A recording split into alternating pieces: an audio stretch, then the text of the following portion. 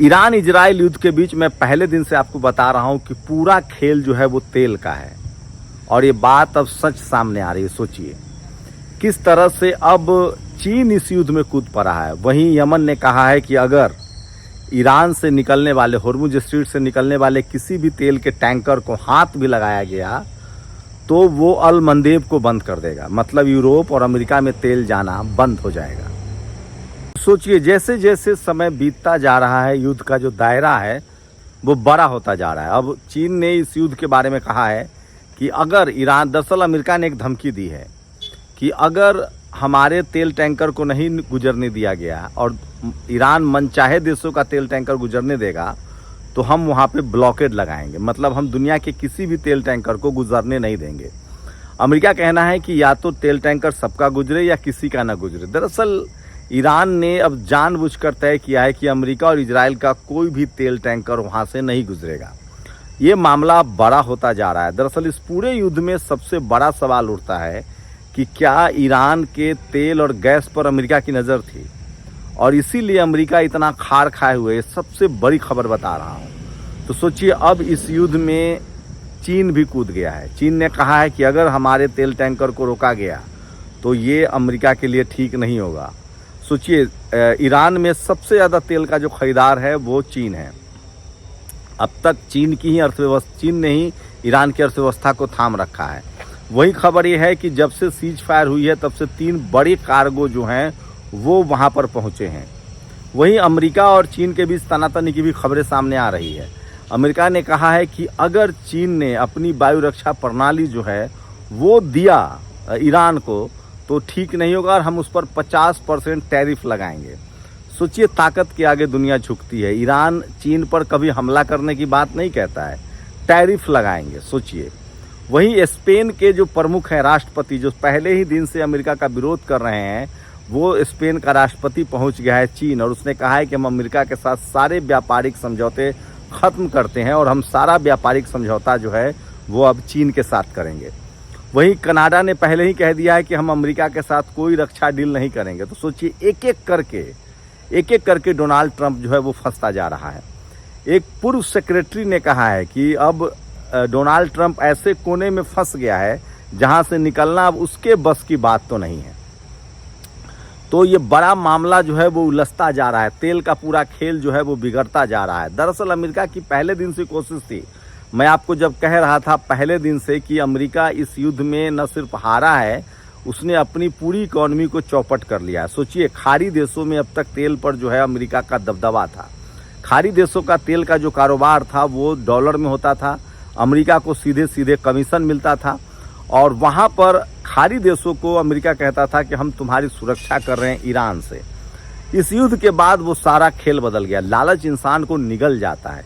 एक कहावत सुनी है आपने कि एक सोने की अंडा देने वाली मुर्गी थी और जिसको रोज एक अंडा देती थी उसने सोचा कि इस मुर्गी को काट देते हैं।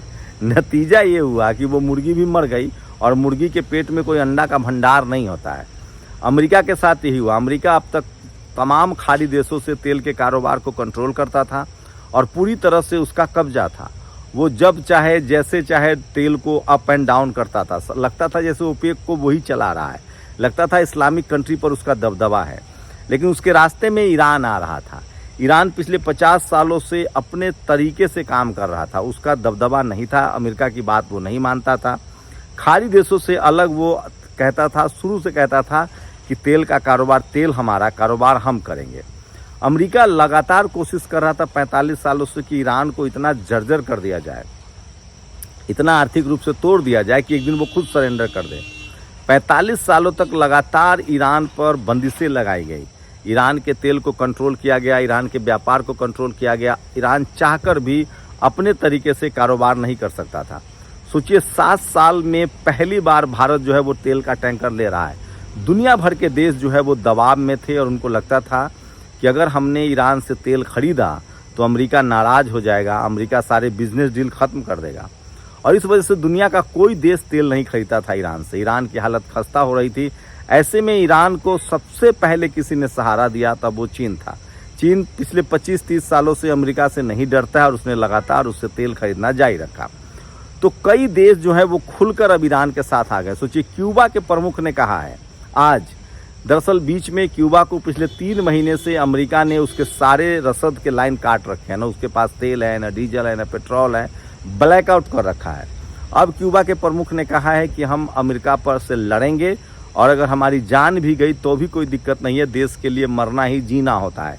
मतलब सोचिए, अब दुनिया का कोई भी देश अमेरिका की बात मानने के लिए तैयार नहीं है और यही अमेरिका की सबसे बड़ी हार है। वहीं स्पेन ने तो साफ साफ अमेरिका से सारे रिश्ते खत्म कर लिए हैं। इटली की मेलोनिया ने भी उससे मना कर दिया है। सोचिए, फ्रांस के राष्ट्रपति ने तो ट्रंप की पत्नी के फोटो ट्वीट कर दिए, जिसके बाद आकर ट्रंप की पत्नी को सफाई देना पड़ा और कहा कि एप्स्टीन फाइल में जो लोग भी है उन सबको जेल भेजा जाएगा। आज तो हद ही हो गई। ट्रंप एक होटल में गया अपने ही देश में अपने उपराष्ट्रपति के साथ, वहाँ कुछ महिलाओं ने विरोध किया और कहा कि जो लोग बच्चों के गुनहगार हैं, जो एप्स्टीन फाइल के दोषी हैं, उनको इस होटल में नहीं आना चाहिए। इस लेवल का डोनाल्ड ट्रंप का विरोध हो रहा है। अगर आप युद्ध की बात करें तो आज फिर से एक बड़े कार्गो जहाज को डुबाया गया है। दरअसल वो जहाज हुर्मुज स्ट्रीट से बिना परमिशन पास करने की कोशिश कर रहा था। ईरान के 2 बड़े जंगी जहाज़ों को भी ईरान ने लगातार उसके घूम रहे हैं और अमेरिका के 2 बड़े जंगी जहाज़ों को ईरान ने वार्न किया और कहा कि या तो तुम लौट जाओ या तुम्हें डुबा देंगे। तो आज भी हुर्मुज स्ट्रीट में 2 जहाज़ों पर बड़ा अटैक किया है ईरान ने, जिसमें एक अमेरिका का बताया जा रहा है और एक किसी दूसरे देश का बताया जा रहा है जो बिना परमिशन के क्रॉस कर रहा था। वहीं ईरान ने कहा है कि हम किसी भी और देश के जहाज़ को टारगेट नहीं कर रहे हैं, हम सिर्फ और सिर्फ ईरान और इजराइल के जहाज़ को नहीं जाने देना चाहते हैं। हाँ, ये शर्त जरूर है ईरान की कि जो भी देश हमसे तेल चाहता है वो अमेरिका और इजराइल की मदद करेगा, तो ये संभव नहीं है। और जो देश अमेरिका और इजराइल की मदद कर रहा है, अगर वो तेल ले जाना चाहता है तो उसको बाकायदा उसको $20 लाख पर शिप देना पड़ेगा। वही तुर्की ने नया खेल कर दिया। तुर्की के एर्दोगान ने कहा है कि हम अगर सीज फायर की बात नहीं चल रही होती तो हम इजराइल की औकात तय कर देते। तुर्की वैसे बहुत भरोसेमंद नहीं है, वो हमेशा से गेम करता रहता है। अब जाकर दुनिया भर के देशों को पता चल गया है।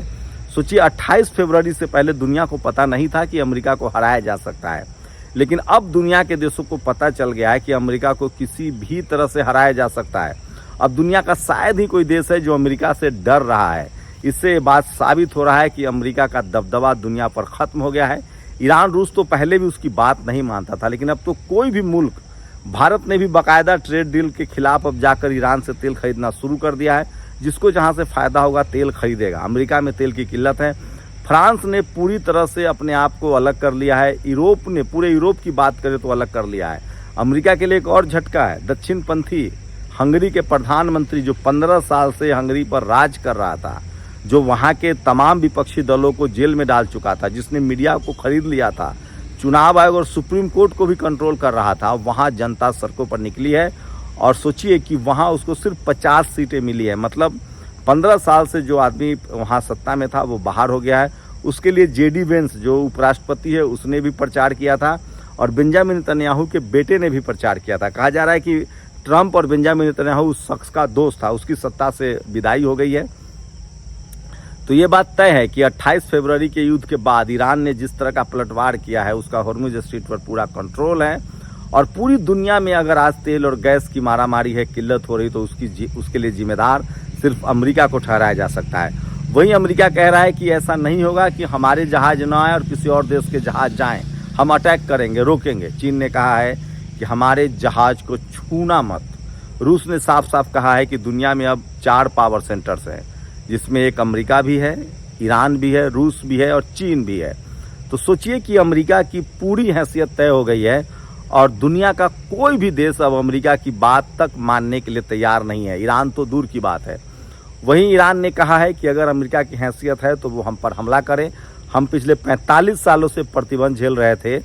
अब दुनिया भर के देशों की लाइन लगी है, वो ईरान से तेल लेना चाहते हैं और बाकायदा उसका पेमेंट जो है वो ईरान के रियाल में करना चाहते हैं, रूबन में करना चाहते हैं, या फिर वो चीन के जो करेंसी है युआन, उसमें भी पेमेंट करने के लिए तैयार हैं।